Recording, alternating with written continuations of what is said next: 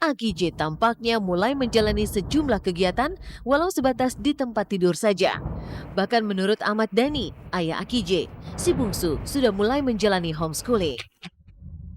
Homeschooling di tempat tidur. Seperti 2 minggu yang lalu lah, wawancara kemarin. Belum ada perkembangan yang signifikan. Tapi demi kepentingan terbaik anak ini, saya kira mana-mana pertanyaan-pertanyaan yang bisa dicicil untuk dipertanyakan kepada tanda petik si anak 13 tahun yang tersangka ini.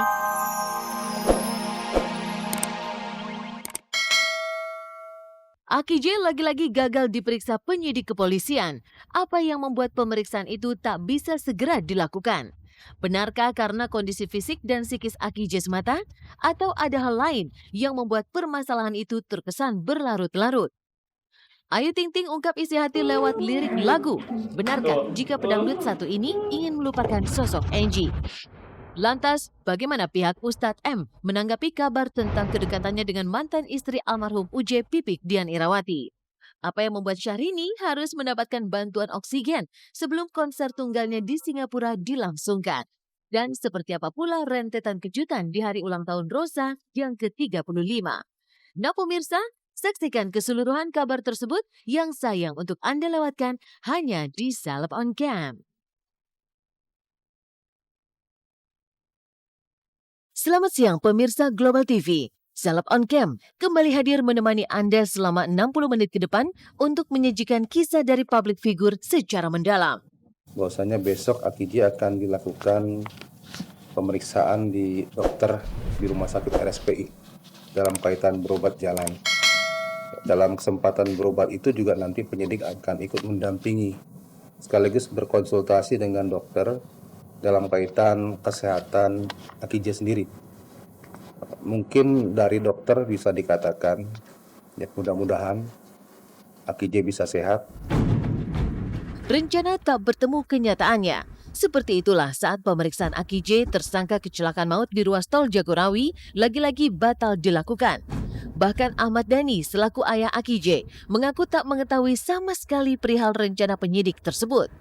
Lantas, ada apa sesungguhnya di balik batalnya pemeriksaan Aki J itu? Benarkah hal tersebut ditenggarai lantaran kondisi Aki J yang masih belum memungkinkan secara fisik maupun psikis untuk menjalani pemeriksaan? Ataukah ada kesalahan komunikasi antara pihak Ahmad Dhani dengan tim penyidik? Saya nggak tahu kalau ada pemeriksaan di RSPI. Oh, jadi memang hari ini sebenarnya tidak ada jadwal pemeriksaan? Nggak tahu sih. Ya, di dalam Undang-Undang tentang Peradilan Anak yang juga menjadi patokan bagi penyidik untuk melaksanakan penyidikan terhadap kasus ini, itu dengan jelas tertera bahwa penyidikan atau pemeriksaan terhadap anak itu hanya bisa dilakukan ketika anak tersebut siap dalam kondisi apa? Baik psikis maupun fisik ya. Dokter menyatakan kondisinya labil secara psikologis, kemudian kesehatannya juga kurang baik. Tentunya tidak bisa dipaksakan untuk diperiksa. Karena kalau akan dipaksakan juga hasil pemeriksaan itu tidak sah ya atau batal demi hukum. Saat alasan kesehatan masih menjadi penyebab utama belum bisa dilakukannya penyidikan terhadap Aki J atas kecelakaan yang menewaskan 7 orang tersebut, seperti apa sesungguhnya kondisi terkini Aki J? Yang jelas, sejak diperbolehkan pulang dari rumah sakit beberapa waktu lalu, Aki J tampaknya mulai menjalani sejumlah kegiatan walau sebatas di tempat tidur saja. Bahkan menurut Ahmad Dhani, ayah Aki J, si bungsu sudah mulai menjalani homeschooling. Homeschooling di tempat tidur. Seperti 2 minggu yang lalu lah, wawancara kemarin. Belum ada perkembangan yang signifikan. Tapi demi kepentingan terbaik anak ini, saya kira mana-mana pertanyaan-pertanyaan yang bisa dicicil untuk dipertanyakan kepada tanda petik si anak 13 tahun yang tersangka ini, atas dasar apa? Atas dasar dari rekomendasi dokter yang menyatakan bisa diperiksa atau tidak. Jadi bukan justru diulur-ulur. Karena kalau diulur-ulur dalam proses pemeriksaan itu kasihan juga anak ini.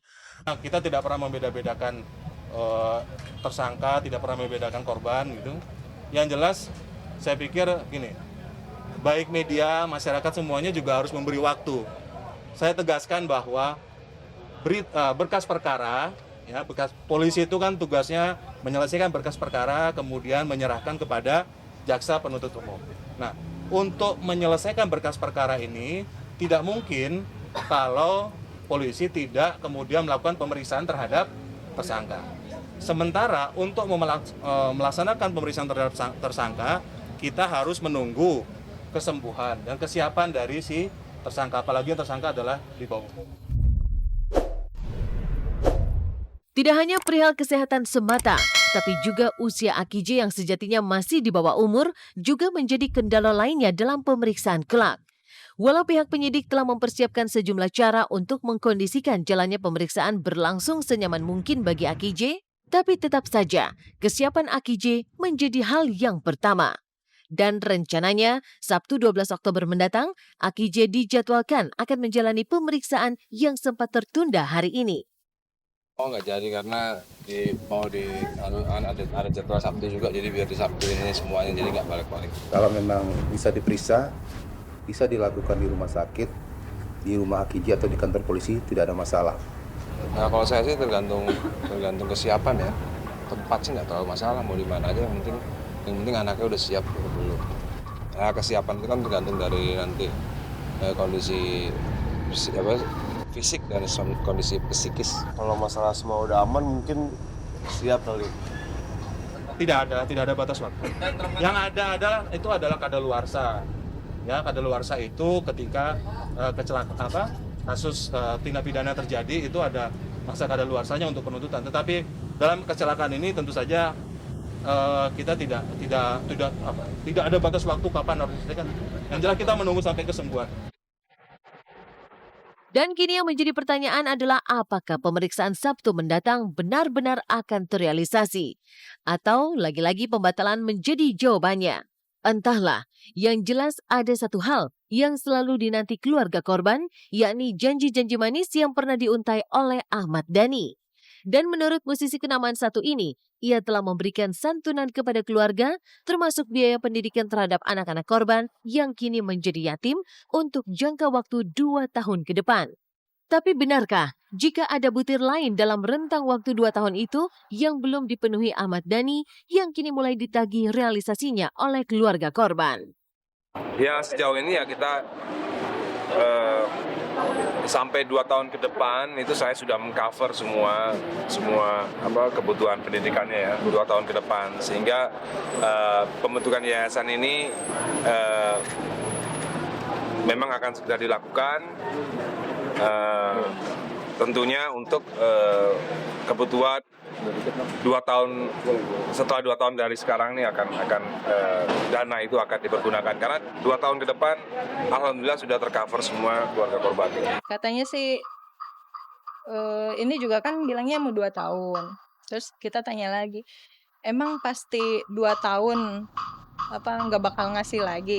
Kata dia ngasih lewat transfer katanya. Jadi per bulannya pasti dikasih. Waktu yang ngasih nggak tahu, soalnya kan nggak dia nggak ngomong nominalnya berapa. Jadi menurut dia saya pasti ngasih dana buat biaya hidup. Dia bilang gitu. Kalau kemarin dari Ahmad Dhani-nya pun sudah ada ya yang tadi saya terangkan tadi. Ya tapi kalau dikata cukup tidak cukup ya. Tapi ya mau gimana? Konsentrasi kita yang sangat penuh adalah implementasi dari tanda petik apakah itu janji yang sudah diberikan kepada keluarga yang ditinggalkan oleh orang tuanya mengakibatkan jadi yatim piatu, maka ini adalah sebuah konsekuensi yang harus dipenuhi. Kalau 3 itu adalah salah satu janji yang bisa mengarah pada pelanggaran etika. Janji sudah terlanjur diucap dan kini tinggal menanti apakah bisa terrealisasi atau hanya sekedar ucapan manis pengobat luka di hati semata. Ini jugalah yang diharapkan oleh keluarga korban agar Ahmad Dhani bisa mewujudkan apa yang telah ia sampaikan. Itu kan Itu kan tanggung jawab Mas Dhani. Jadi ya terserah. Maksudnya gimana ya? Kita juga khawatirin ke situ. Takutnya pertengahan tahun, ini kan sampai belasan tahun, takutnya dia nggak menyanggupi atau apa. Ya gimana sih? Kita juga nggak mikir ke situ sih, belum mikir ke situ. Kita sih optimis aja, dia harus tanggung jawab, udah janji kan. Ini kan media tahu, semua orang tahu. Jadi kalau misalnya dia nggak tanggung jawab, kita tinggal serahin ini, atau dia juga pasti muncul lagi di media kan, pasti ngomong.